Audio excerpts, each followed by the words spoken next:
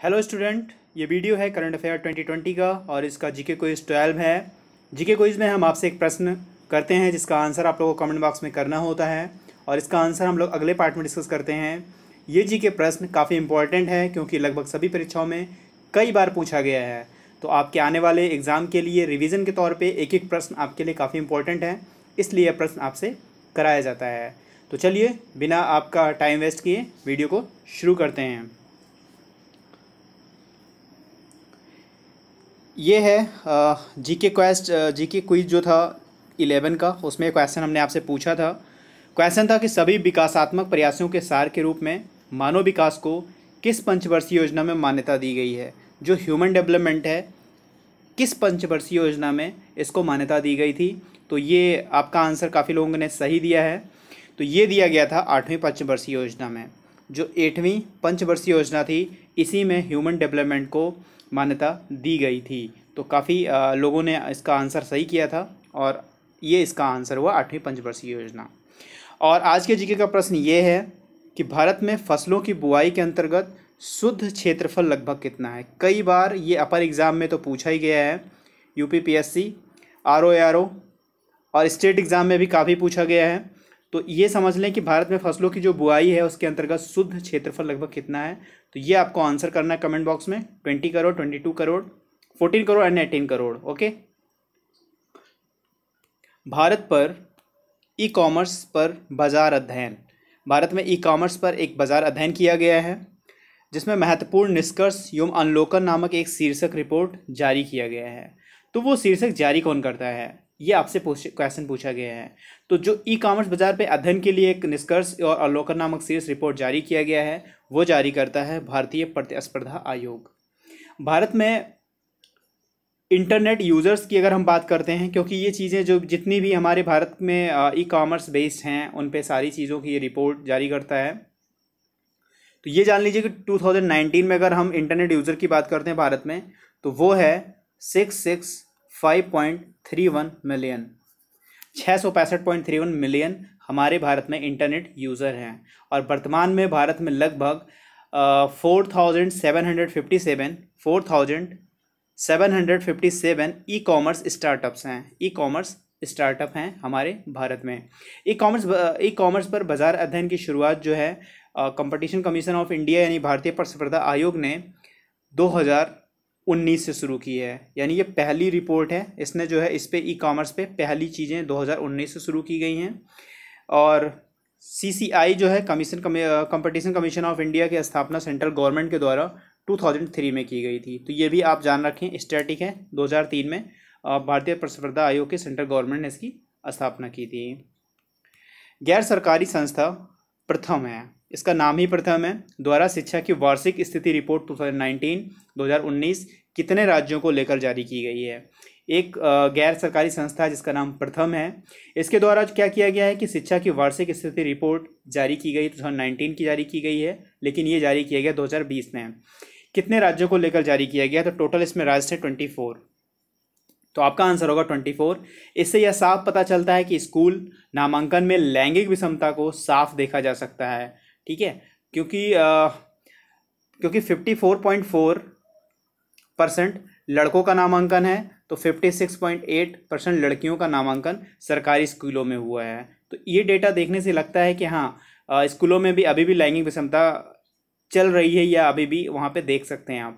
इस सर्वेक्षण की शुरुआत जो है 1995 में किया गया था। 1995 में किया गया था किसकी, ये प्रथम की शुरुआत जो है 1995 में किया गया था। और प्रथम क्या करता है कि भारत में शिक्षा की गुणवत्ता में सुधार के लिए बनाई गई एक शैक्षणिक संस्था है।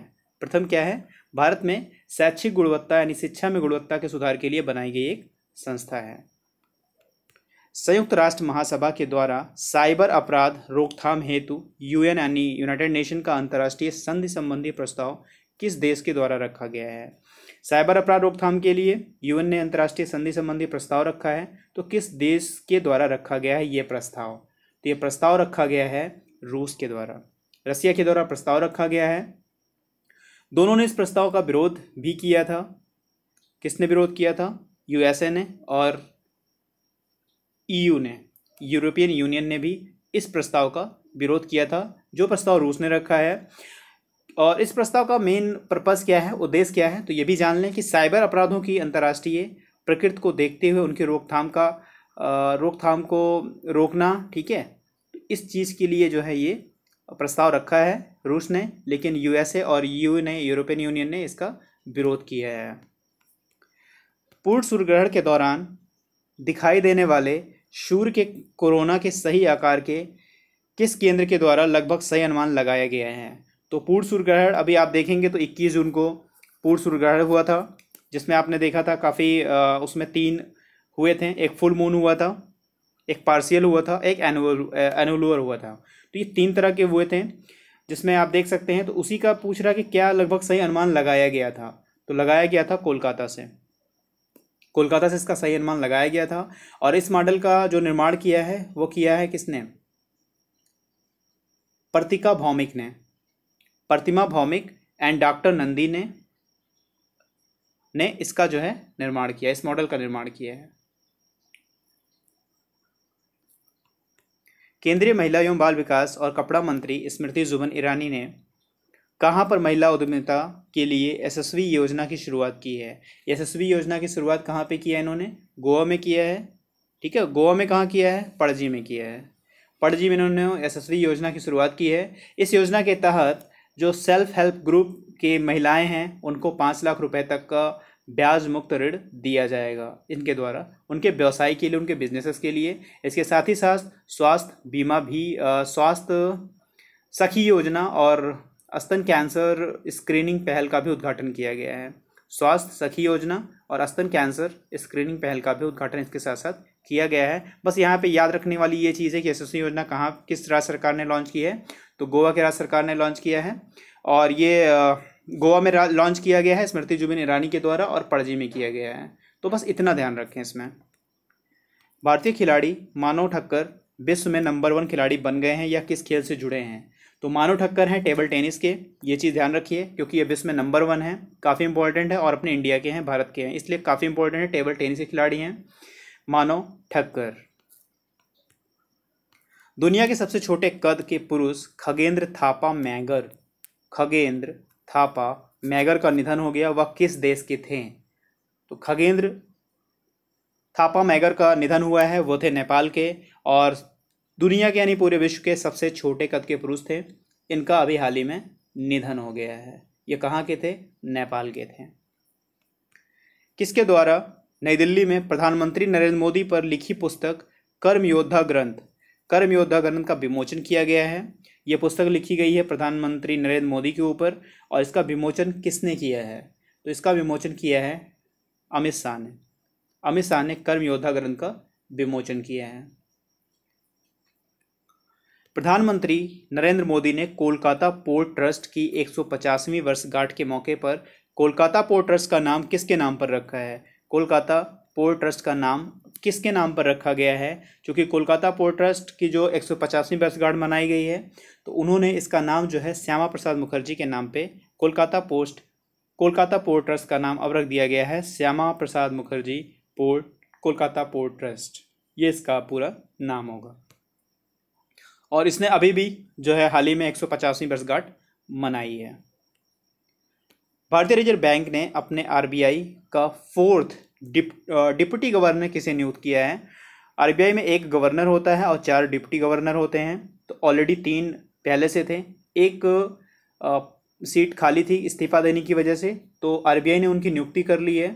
तो उनकी नियुक्ति किसकी जगह हुई है, माइकल पात्रा जो है 50 डिप्टी गवर्नर नियुक्त किए गए हैं। और पहले से उनके पास हैं एस.एन. विश्वनाथन, बीपी कानूनगो और एम.के. जैन, ये 3 पहले से हैं, और चौथे की नियुक्ति माइकल पात्रा की हुई है।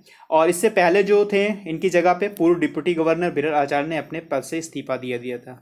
विरल आचार्य की जगह माइकल पात्रा की नियुक्ति की गई है, ये ध्यान रखिए। और 4 ये जो टोटल हैं उनके आरबीआई के डिप्टी गवर्नर हैं। और आरबीआई के गवर्नर कौन है, ये आप कमेंट में हमें करके बताइए। गवर्नर का क्या नाम है और कितने नंबर के हैं, ये आप कमेंट में ज़रूर करके बताएं। पुस्तक द विनिंग सिक्सर के लेखक कौन है, काफ़ी इंपॉर्टेंट है, और अनिल कुंबले ने इस पुस्तक का विमोचन भी किया है, और अभी करंट का बुक है, काफ़ी इंपॉर्टेंट है। तो किसने किया है, तो ये किया है W.B. रमन ने। यहाँ पे ये मिसप्रिंट हो गया है, W.V. रमन ने इसका इस पुस्तक के लेखक हैं और विमोचन किया है इसने अनिल कुंबले ने। तो ये थे काफ़ी इंपॉर्टेंट क्वेश्चन आपके करंट अफेयर के, जो आपके आने वाले एग्जाम के लिए काफ़ी इंपॉर्टेंट हैं। तो सो प्लीज़ फ्रेंड, चैनल को सब्सक्राइब जरूर करिएगा, बेल आइकन दबाना ना भूलिएगा, वीडियो को लाइक करिएगा। आपके लाइक से हमें मोटिवेशन मिलता है, जिससे आपको मैं अच्छा सा कंटेंट प्रोवाइड कराता हूँ। थैंक यू फॉर वॉचिंग, मिलता है नेक्स्ट वीडियो में। God bless you to all.